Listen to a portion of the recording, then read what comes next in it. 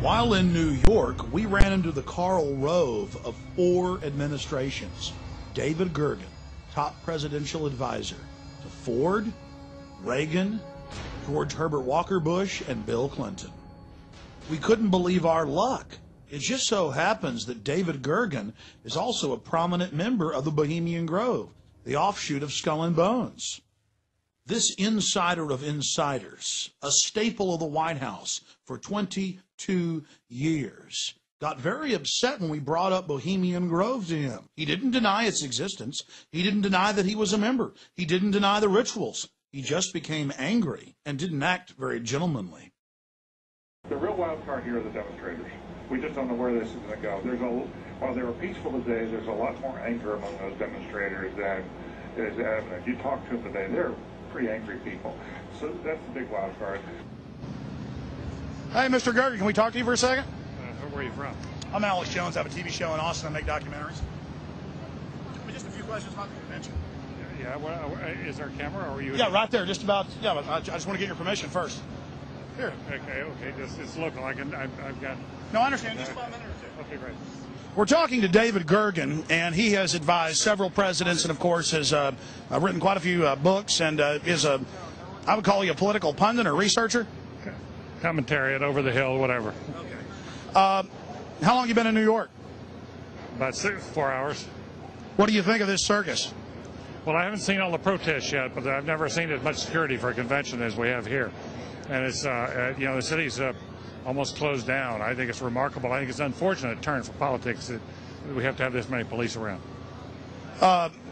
There's been a lot of news articles and reports saying that there's a heightened risk of terror attacks. Do you think that's? Do you think there's a chance of that? Or comments? Well, listen, they just arrested, I think, or broken up some plot allegedly to somebody wanted to blow up subways. Yeah, I think it's a very real danger, and you've got. The Madison Square Garden is sitting right, basically on top of a train station, and Boston Convention was right on top of a train station. Yeah, I just have to remember that trains are very accessible, vulnerable, and that's what happened in Spain. They went after trains and they blew some trains up, and it wasn't very expensive.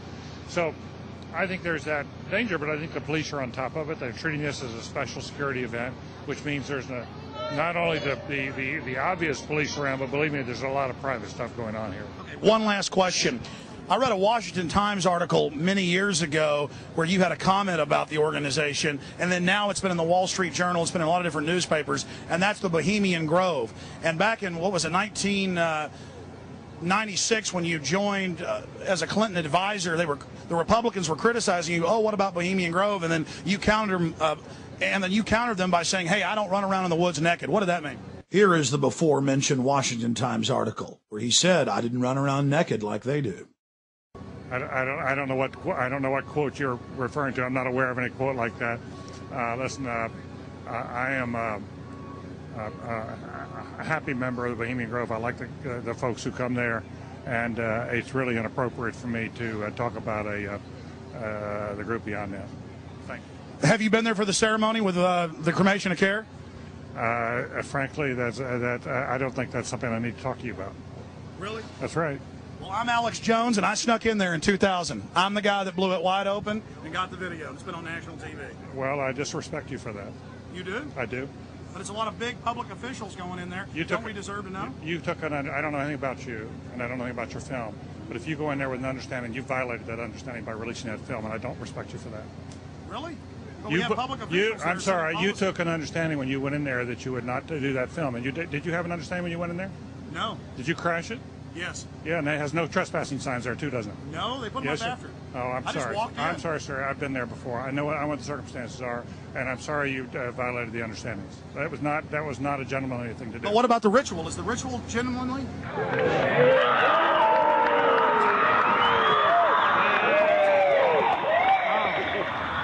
Sir, everything. I don't owe you this comment. I know. I appreciate it. This is what's called ambush journalism, and I disrespect you for that as well. So thank you and goodbye. Been in the ritual? It's none of your damn business. Oh. That's right. Listen. You go around and make understandings with people and violate them. You ambush people on the streets, and that's inappropriate form of journalism. If you wish to practice that, that's fine, but don't ask others to respect you for it. If you want to, you can do. You're a free American, like anything you want. If you want to be uncivil and rude and ungentlemanly, that's up to you. But don't expect the rest of us to say, "Oh well, you're there, Mr. Gergen." I'm sorry, nobody sets policy in there. We try to be gentlemen, and obviously, you don't belong there. Weaving spiders come out here. Yeah, that is a three-pointer. Woo! Look how strangely he behaved when we brought it up. Why is he acting so secretive? And why did he get so angry when he discovered that we'd snuck in? You see, they take it very, very seriously. This is one of the hallmarks of the occult and secret societies. The word occult means secret. Secrecy is part of their religion. They revel in it. And when it's violated, they become extremely angry. Our social lives, going to the football game or the PTA, a little bit different than your average world leader or corporation chief. No, in their spare time, they worship Moloch and do mock human sacrifices. We just need to get used to that and accept them as our leaders. Think about it. If your neighbor was engaging in mock human sacrifices to Moloch, the demon idol that was worshipped all over the Mediterranean and the Middle East, would you let that neighbor walk your dog or house sit, or how about babysit your children, or be in control of the nuclear launch codes? Well, let me give you a revelation.